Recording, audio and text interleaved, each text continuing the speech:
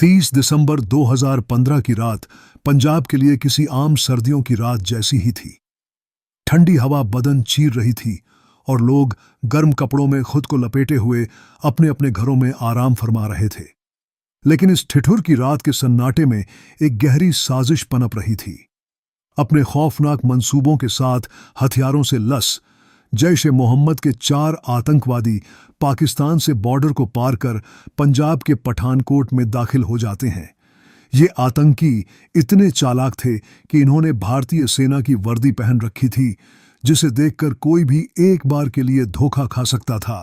आतंकियों का मकसद इंडो पार्क बॉर्डर से करीब 30 किमी दूर लोकेटेड पठानकोट एयर बेस को निशाना बनाने का था।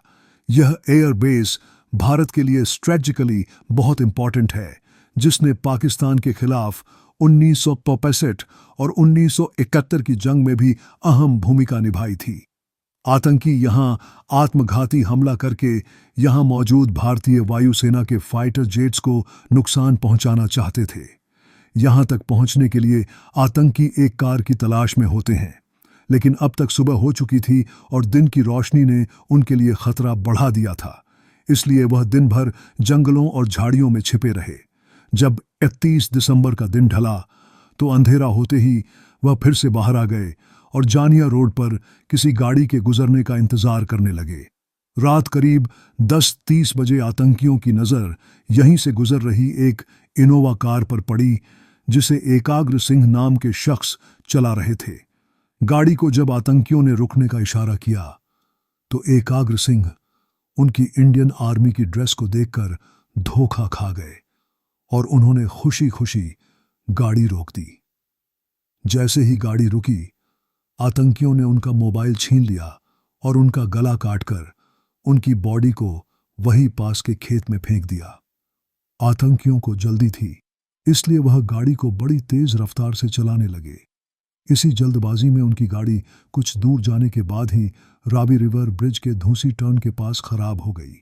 इसके चलते आतंकियों को मजबूरन इनोवा कार वहीं छोड़नी पड़ी। वो थोड़ी दूर जाकर गन्ने के खेतों में छिप गए और यहाँ से किसी दूसरी गाड़ी के गुजरने का इंतजार करने लगे। रात के 11 बज चुके थे कि तभी आतंकियों की नज़र एक दूसरी गाड़ी पर पड़ी। यह गाड़ी पंजाब पुलिस के एसपी सलविंदर सिंह की थी, जो अपने दोस्त राजेश वर्मा और कुक मदन गोपाल के साथ एक दरगाह पर मत्था टेककर वापस गुरदासपुर लौट रहे थे। गाड़ी राजेश वर्मा चला रहे थे। जैसे ही वह कोरियर मोड़ के पास पहुंचे, आतंकियों ने उन्हें भी रुकने का इशारा किया। वह लोग भी उन आतंकियों की वेशभूषा को देखकर धोखा खा गए। कई और उन्होंने भी उन्हें फौजी समझकर गाड़ी रोक दी। गाड़ी रुकते ही आतंकियों ने उन पर अपनी राइफल तान दी और जबरदस्ती गाड़ी के अंदर घुसकर एसपी सलविंदर सिंह और उनके दोनों साथियों के हाथ पैर बांध दिए और उनके मोबाइल छीन लिए। उन्हीं के फोन से एक आतंकी ने पाकिस्तान में बैठे अपने आका काशिफ जान को फोन मिलाया और अपनी करंट लोकेशन की जानकारी देते हुए कहा कि उन्हें कार मिल गई है और वह जल्द ही टारगेट तक पहुंच जाएंगे। वो एयरफोर्स शब्द का बार बार जिक्र कर रहे थे, जिससे तीनों बंदे बने लोगों को इतना तो समझ आ गया था कि आतंकियों का मंसूबा इंडियन एयरफोर्स पर हमला करने का है।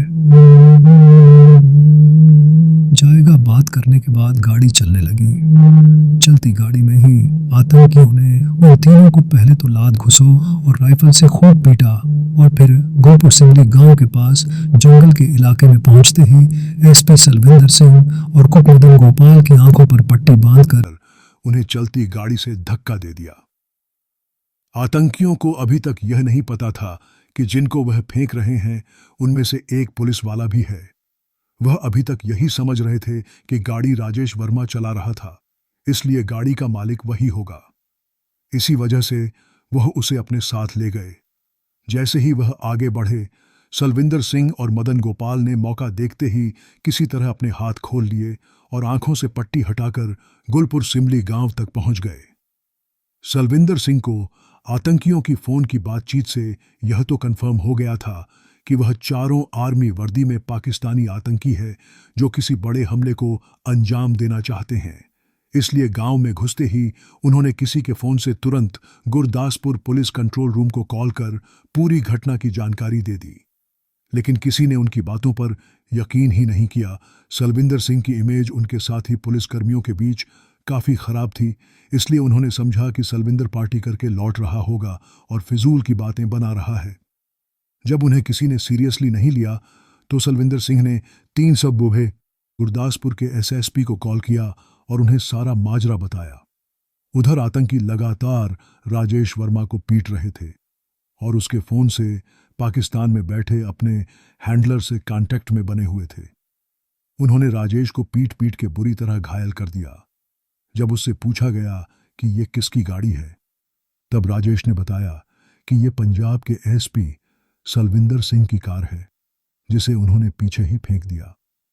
ये खबर जब फोन पर आतंकियों के हैंडलर्स ने सुनी तो वो गुस्से से आग बबूला हो गए। पुलिस वाला होने की वजह से सलविंदर उन्हें बड़ी थ्रेट लगा, जो अथॉरिटीज को बताकर उनके पूरे प्लान को चौपट कर सकता था। इसलिए हैंडलर्स ने उन्हें तुरंत वापस जाकर सलविंदर सिंह और मदन गोपाल को दोबारा पकड़ने का आदेश दिया।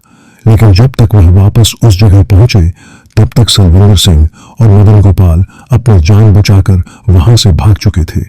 दोनों को न पकड़ पाने की बौखलाहट में आतंकियों ने सारा गुस्सा राजेश वर्मा पर उतार दिया। उन्होंने सुबह करीब 5 बजे बेरहमी से उसका चाकू से गला रेत दिया।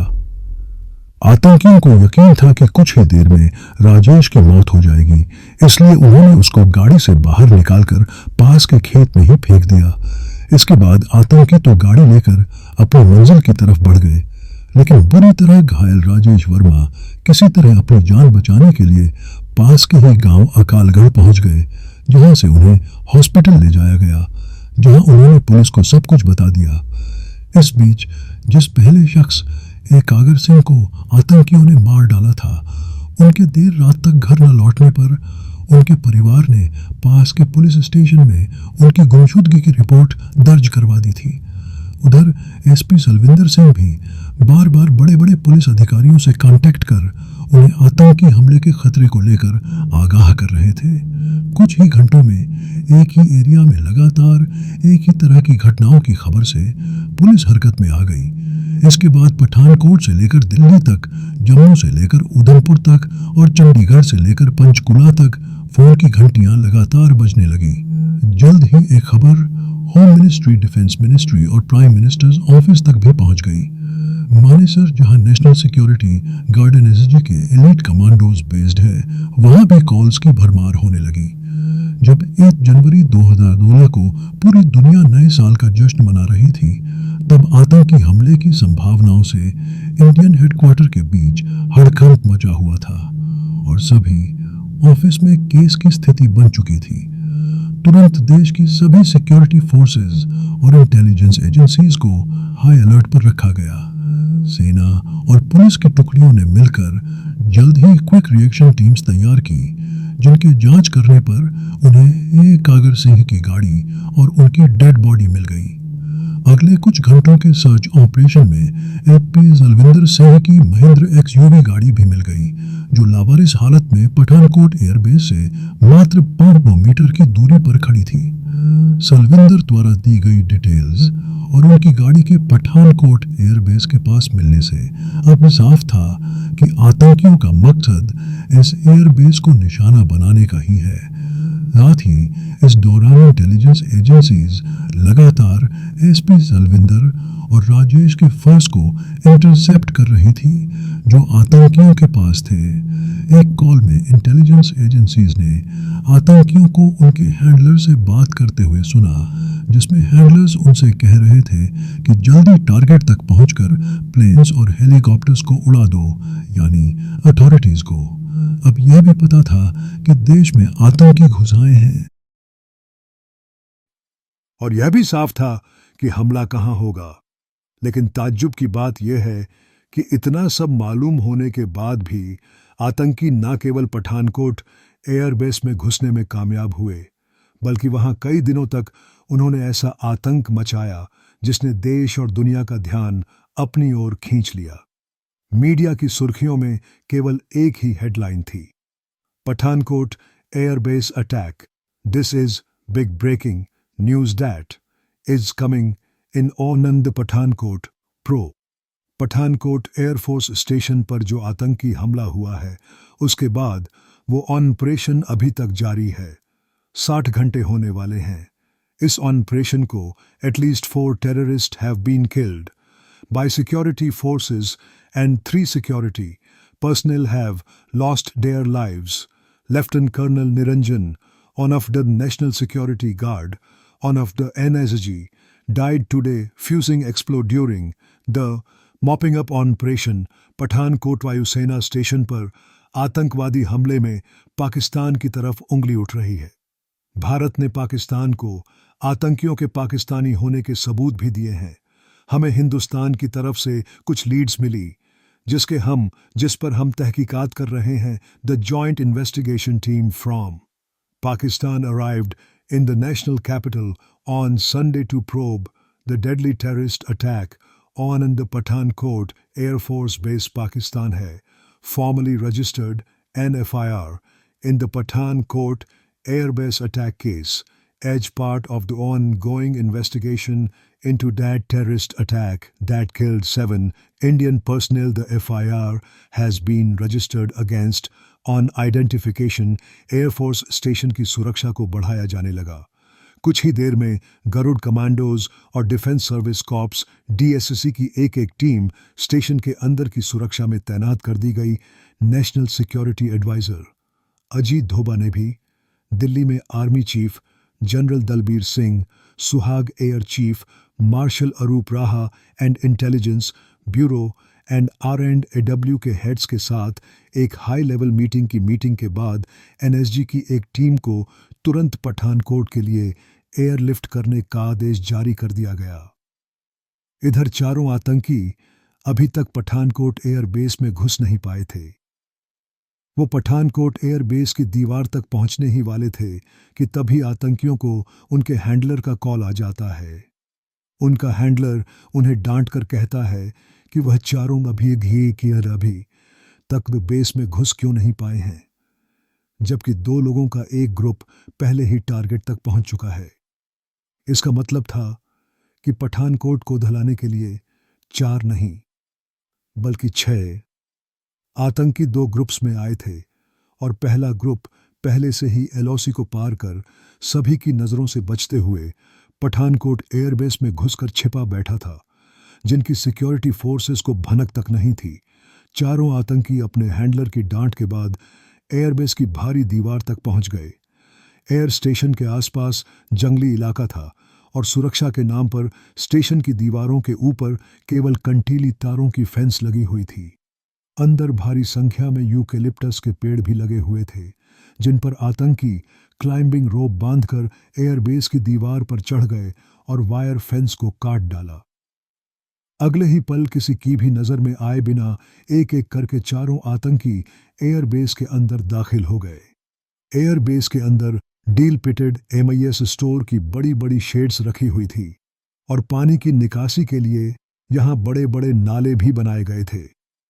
आतंकियों को अपनी घिनौनी साजिश को अंजाम लेने के लिए रात के अंधेरे का इंतजार था, इसलिए उन्होंने खुद को दिन भर के लिए इन शेड्स और नालों में छुपा लिया। अब पठानकोट एयरबेस के अंदर आतंकियों के 2 ग्रुप मौजूद थे। 2 लोगों का ग्रुप पहले से ही यहां कहीं लंबी लंबी एलिफेंट ग्रास में छुप के बैठा था, जबकि बाद वाला 4 लोगों का ग्रुप नालों में छिप गया था।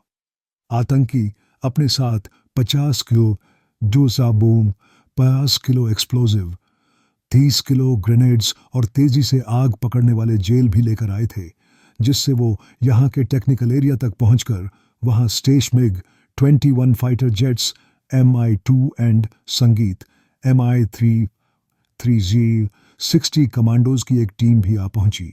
सभी कमांडोज ने जल्दी जल्दी अपनी पोजीशन ले ली। अब उन्हें बस उन आतंकियों का इंतजार था जिन्हें मिट्टी में मिलाकर वह पाकिस्तान को संदेश देना चाहते थे कि जब भी कोई भारत की सीमा में गलत इरादे से दाखिल होता है, उसे उसकी कीमत अपनी जान देकर चुकानी पड़ती है। लेकिन आतंकी पूरे दिन बदबूदार नालों में चूहे की तरह दुबके रहे। जैसे ही रात हुई वह एक्टिव हो गए। अब उन्हें सही मौके की तलाश थी। इसके बाद 4 आतंकियों वाला ग्रुप हमले को इनिशिएटिव की जिम्मेदारी लेता है। 2 जनवरी की रात के करीब 3:20 एम 3 बजे चारों आतंकी नालों से बाहर निकल आए और टेक्निकल एरिया की तरफ बढ़ने के लिए गरुड़ कमांडोज पर हमला कर दिया। अचानक हुए इस हमले से कमांडोज जब तक संभल पाते तब तक आतंकी गोलीबारी और हथ गोले फेंकते हुए डीएसएससी के मैच तक पहुंच गए। वहां एक्स आर्मी रेसलर जगदीश चंद चाय बना रहे थे। उन्होंने जैसे ही आतंकवादियों को देखा वह फौरन अलर्ट हो गए। उन्होंने एक आतंकी से उसकी राइफल छीन ली और उसे वहीं ढेर कर दिया, लेकिन इससे पहले कि वह बाकी आतंकियों को रोक पाते आतंकियों ने उन पर गोलियां बरसा दी और वह वहीं शहीद हो गए। इसके बाद बचे हुए तीनों आतंकियों ने मेस में घुसकर अंधाधुंध फायरिंग कर दी, जिससे डीएसएससी के 4 और जवान अपनी जान गंवा बैठे। अपने 5 साथियों की मौत से सभी जवान गुस्से से भर उठे। उन्होंने आतंकियों को एलिमिनेट करने और एयरबेस को उनसे फ्री करने के लिए यहां ऑपरेशन ढांगू शुरू कर दिया। पठानकोट एयरबेस लगभग 25 किमी में फैला हुआ है, जहां करीब 1000 एयरफोर्स कर्मी अपने परिवार सहित रहते हैं। मैस से उनके घरों की दूरी काफ़ी कम थी, इसलिए उन पर हॉस्टेस बनाए जाने का खतरा मंडरा रहा था। इस दौरान एयर स्टेशन में नाइजीरिया, अफगानिस्तान, बांग्लादेश और म्यांमार के 23 मिलिट्री ट्रेनीज भी मौजूद थे।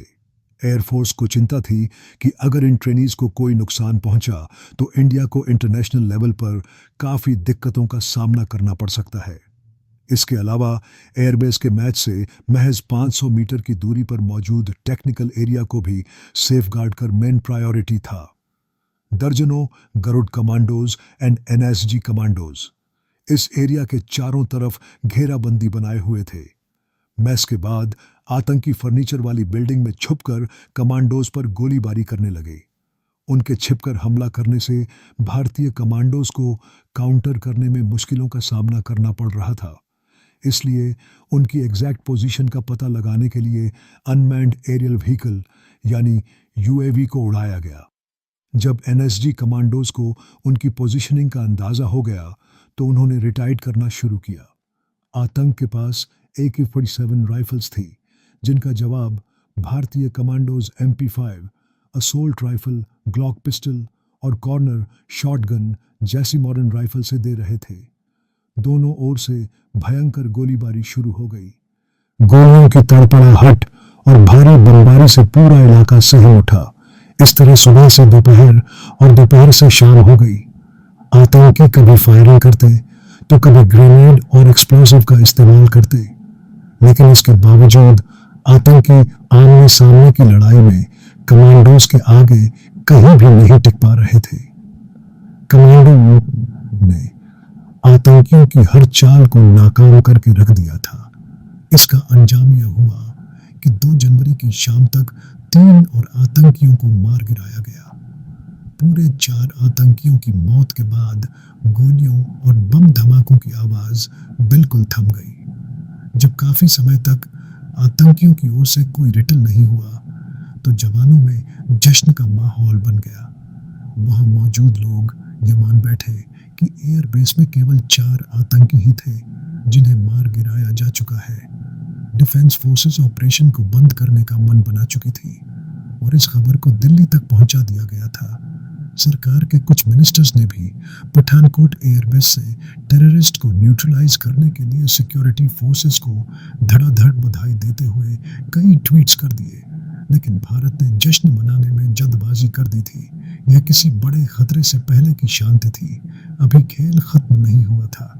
सिक्योरिटी फोर्सेस को इस बात का जरा भी अंदाजा नहीं था कि यहाँ की बड़ी बड़ी घास और झाड़ियों में 2 और आतंकी बहुत पहले से चुपचाप सही मौके के इंतजार में बैठे हुए हैं। इन आतंकियों के पास मॉर्फिन इंजेक्शन, पके हुए चिकन और रोटियों के कुछ पैकेट थे, जिनके सहारे वो कई दिन तक बिना बाहर आए सरवाइव कर सकते थे।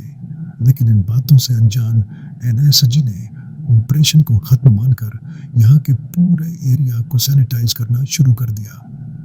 3 जनवरी की सुबह बॉम्ब स्क्वाड के कमांडिंग ऑफिसर लूट ने कर्नल निरंजन ने अपनी टीम के साथ मरे हुए आतंकियों के शरीर पर बंधे एक्सप्लोसिव और ग्रेनेड को डिफ्यूज करने का काम शुरू किया।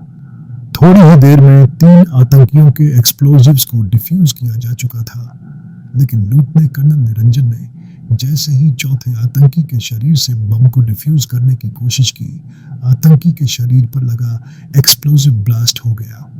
लूटने कर्नल निरंजन ने बुलेट प्रूफ जैकेट पहन रखी थी, लेकिन धमाके की इंटेंसिटी इतनी ज्यादा थी कि उनकी जान नहीं बच सकी। इस विस्फोट से 5 अन्य कमांडोज भी बुरी तरह घायल हो गए। लूटने कर्नल निरंजन के शहीद होने से पठानकोट एयरबेस एक बार फिर से सहम गया। इसी केस का फायदा उठाकर अभी तक काफी समय से छिपे बैठे दोनों आतंकियों ने सुबह 10 से 11 बजे के आसपास एयरबेस के एक दूसरे ब्लॉक से अचानक जवानों पर गोलीबारी शुरू कर दी। इस ब्लॉक की पहली मंजिल पर 6 डिफेंस पर्सनेल भी मौजूद थे। यदि आतंकवादी उन्हें हॉस्टेज बना लेते तो उनकी जान के बदले में वह भारत से बर्गे कर सकते थे, लेकिन किस्मत से आतंकियों को इसकी खबर नहीं थी, इसलिए उन्होंने इस ओर ध्यान नहीं दिया। उनका टारगेट टेक्निकल एरिया को तबाह करने का था। उनकी गोलीबारी से सभी जवान एक बार फिर से अलर्ट हो गए। साथ ही 880 कमांडोज की 2 और एनएसजी यूनिट्स को दिल्ली से पठानकोट एयरलिफ्ट किया गया। सबसे पहले उस ब्लॉक में फंसे 6 डिफेंस पर्सनेल को सुरक्षित बाहर निकाला गया। इसके बाद एनएसजी और गरुड़ कमांडोज ने मिलकर पूरी बिल्डिंग को चारों तरफ से घेर लिया, लेकिन दोनों आतंकी फिर भी कमांडोज की पकड़ में नहीं आए। बाहर आतंकियों ने पूरे दिन कमांडोज को इधर से उधर उलझाया रखा। शाम हो चुकी थी और अंधेरा गिरने लगा था। ऐसे में जल्द से जल्द कार्रवाई करना जरूरी हो गया था। आखिरकार एनएसजी कमांडोज ने आतंकियों को रूम के अंदर ही कुचलने के लिए बस्टर टूल्स का इस्तेमाल किया और आतंकी जिस कमरे में छुपे हुए थे उसके दरवाजे उड़ा दिए। इसके बाद कमांडोज ने रूम के भीतर कैनन फायर किया, जिसकी चपेट में आकर दोनों आतंकी जल्द ही मारे गए। इन दोनों आतंकियों के खत्म होते ही पठानकोट एयरबेस पूरी तरह से सुरक्षित था, लेकिन कंट्रोल रूम इस सफलता की सूचना दिल्ली भेजने में इस बार जल्दबाजी नहीं करना चाहता था। एनआईएसजी कमांडोज ने एयरबेस के चप्पे चप्पे को खंगालना जारी रखा और लगातार कई घंटों की सर्च के बाद जब उन्हें सब कुछ सही लगा तो आखिरकार 5 जनवरी की दोपहर तक ऑपरेशन बंद कर दिया गया। बेशक 6 के 6 आतंकियों को मिट्टी में मिलाकर और टेक्निकल एरिया को सेफ रखकर भारत ने आतंकियों का प्लान फेल कर दिया था, लेकिन इसके लिए देश के 7 जवानों को कुर्बान होना पड़ा था। इनमें से एक गरुड़ कमांडो गुरसेवक सिंह भी थे, जिनकी शादी को मात्र 40-45 दिन ही हुए थे। अपने जवानों की शहादत से पूरा देश शोक में डूबा हुआ था। सरकार इस हमले के लिए जिम्मेदार एक एक आतंकी को बेनकाब करना चाहती थी। इसलिए जब पठानकोट एयरबेस में आतंकियों को न्यूट्रलाइज करने के लिए जवानों का ऑपरेशन ढांगू चल रहा था, उसी दौरान पंजाब पुलिस एसपी सलविंदर सिंह और उसके दोनों साथियों राजेश और मदन गोपाल से पूछताछ कर रही थी। पुलिस जानना चाहती थी कि जिन आतंकियों ने एक कागर सिंह को गला काटकर मार डाला था, उन्होंने सलविंदर को आखिर कैसे इतनी आसानी से छोड़ दिया।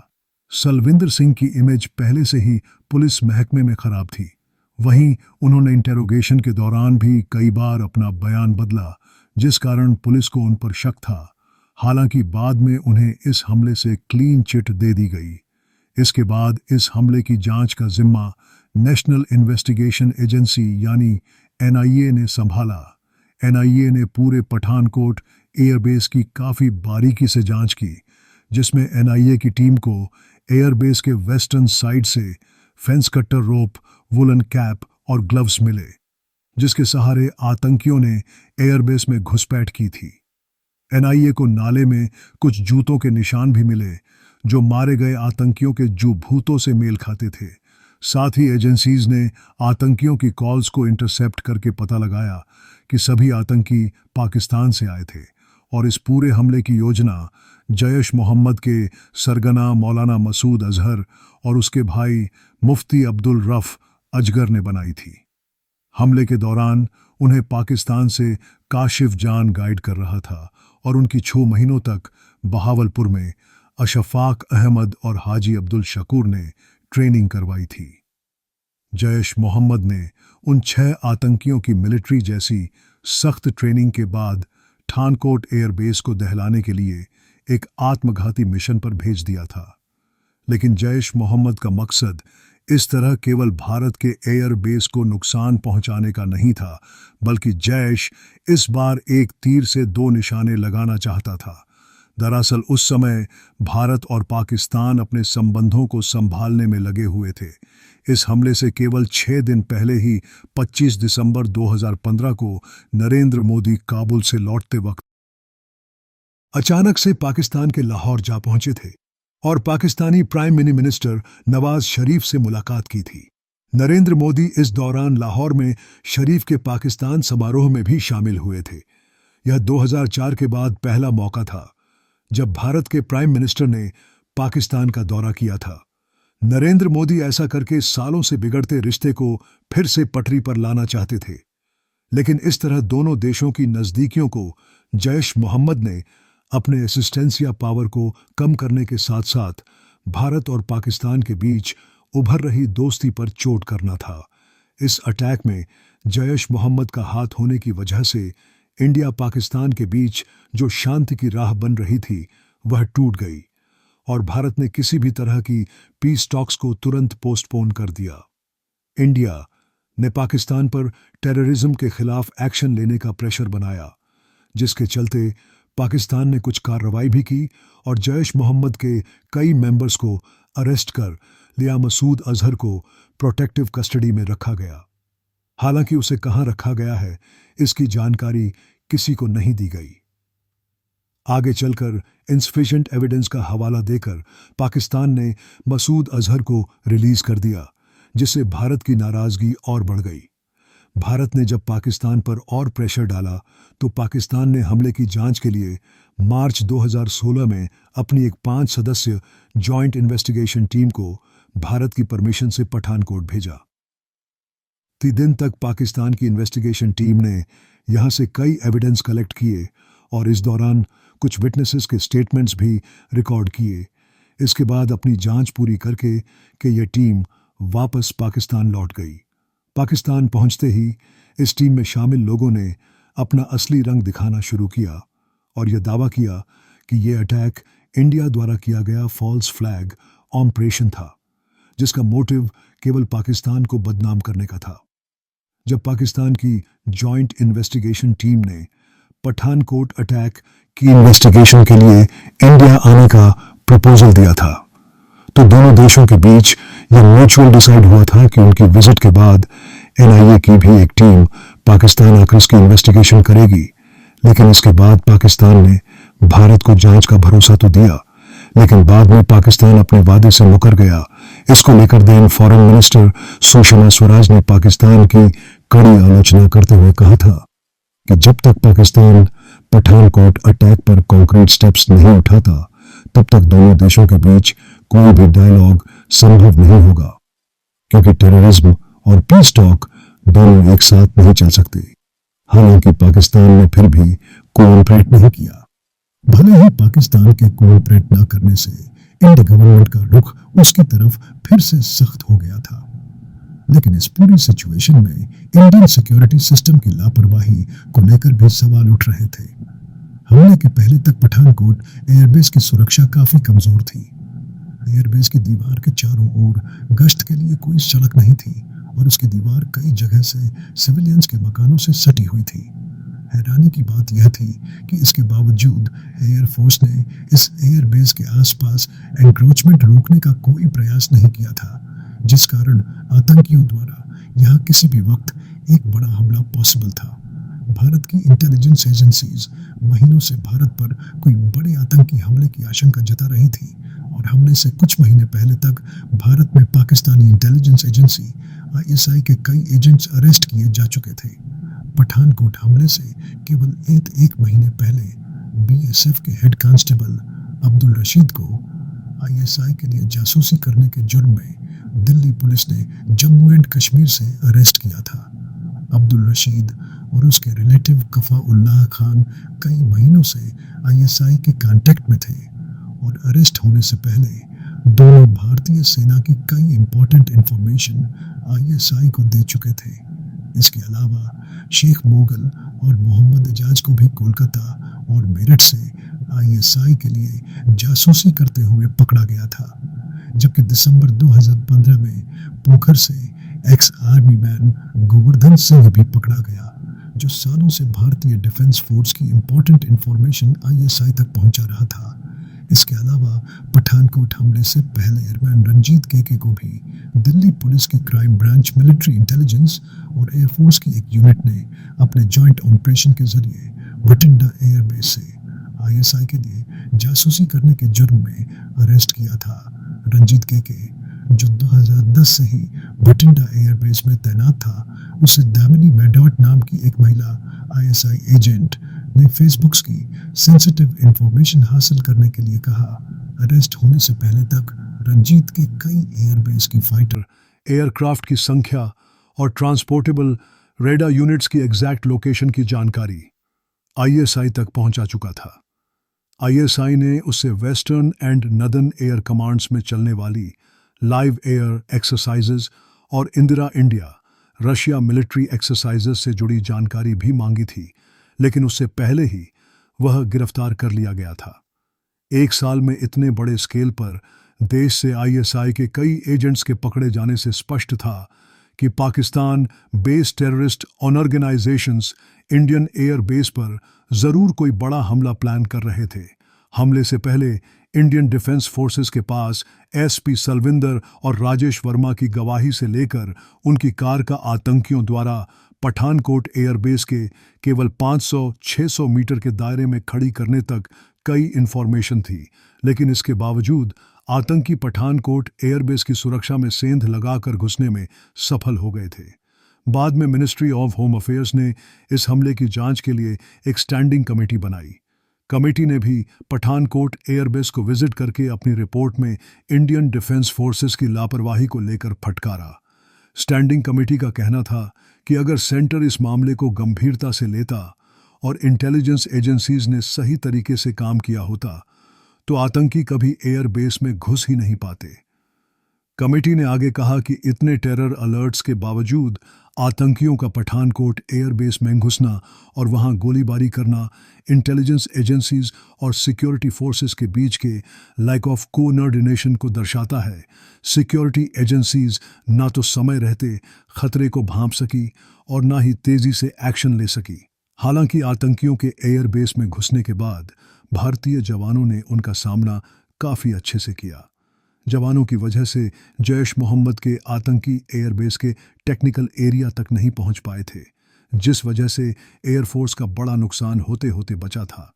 जैश मोहम्मद का यह मंसूबा भले ही नाकाम रहा, लेकिन वह जो दरार भारत और पाकिस्तान के बीच चाहता था, वो दरार इस हमले के बाद दोनों देशों में फिर से आ चुकी थी।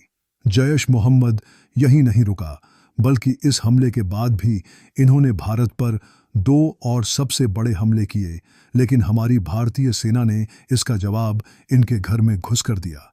तो दोस्तों, ये थी हमारी आज की कहानी। अगर आपको हमारा कंटेंट पसंद आया तो हमारे चैनल को सब्सक्राइब कीजिए और कमेंट में अपनी पसंद की किसी भी घटना की जानकारी और तथ्य जानने के लिए कमेंट कीजिए। धन्यवाद।